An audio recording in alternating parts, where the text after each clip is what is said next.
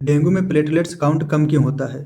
तो इसको जानने से पहले ये जान लेते हैं कि प्लेटलेट्स का नॉर्मल रेंज क्या है। प्लेटलेट्स का नॉर्मल रेंज 1.5 लाख से 4.5 लाख पर माइक्रोलीटर होता है।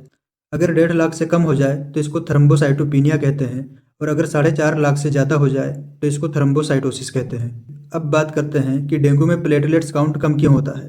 तो इसका सबसे पहला कारण है बोन मेरो सप्रेशन या डिक्रीज प्रोडक्शन। कैसे समझेंगे इसे? हमारे शरीर के हड्डियों में बोन मेरो होता है। इस बोन मेरो के अंदर मेगाकैरियोसाइट सेल्स होता है। यह मेगाकैरियोसाइट सेल्स प्लेटलेट का फॉर्मेशन करता है, प्लेटलेट को बनाता है। जब डेंगू का वायरस हमारे शरीर के अंदर इंटर करता है तो सबसे पहले मेगाकैरियोसाइट सेल्स को इन्फेक्ट करता है, जिसकी वजह से प्लेटलेट्स का प्रोडक्शन कम हो जाता है। यानी जितना प्लेटलेट्स डेली बनना चाहिए उतना नहीं बन पाता है, इसीलिए इसको बोन मेरो सप्रेशन भी कहते हैं। दूसरा कारण है डिस्ट्रक्शन ऑफ द प्लेटलेट। जब डेंगू वायरस शरीर के अंदर इंटर करता है तो शरीर के अंदर का इम्यून सिस्टम एक्टिवेट हो जाता है ताकि डेंगू वायरस को मारकर बाहर भगाया जाए। लेकिन कभी कभी बॉडी का इम्यून सिस्टम अपने ही प्लेटलेट्स को पहचानने में गलती कर देता है और उसे मारने लगता है, जिसकी वजह से प्लेटलेट्स काउंट कम हो जाता है। तीसरा कारण है इंक्रीज कंजम्पशन, यानी प्लेटलेट्स का बॉडी के अंदर ज़्यादा इस्तेमाल होना।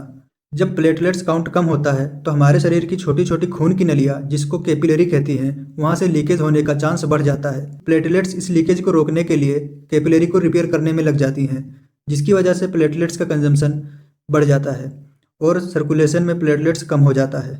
चौथा कारण है स्प्लीनिक सिक्वेस्ट्रेशन। देखो, हमारे बॉडी में एक ऑर्गन है जिसको कहते हैं स्प्लीन या तिल्ली।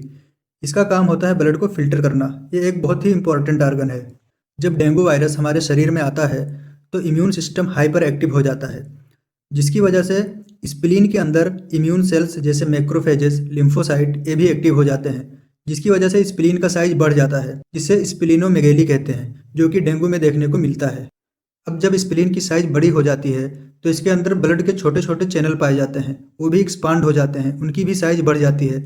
अब जब प्लेटलेट्स इस स्प्लीन के अंदर आते हैं तो उनका फ्लो बहुत ही स्लो हो जाता है और वापस वो सर्कुलेशन में नहीं जा पाते हैं। इसीलिए ओवरऑल प्लेटलेट्स का प्रोडक्शन कम हो जाता है। Thank you.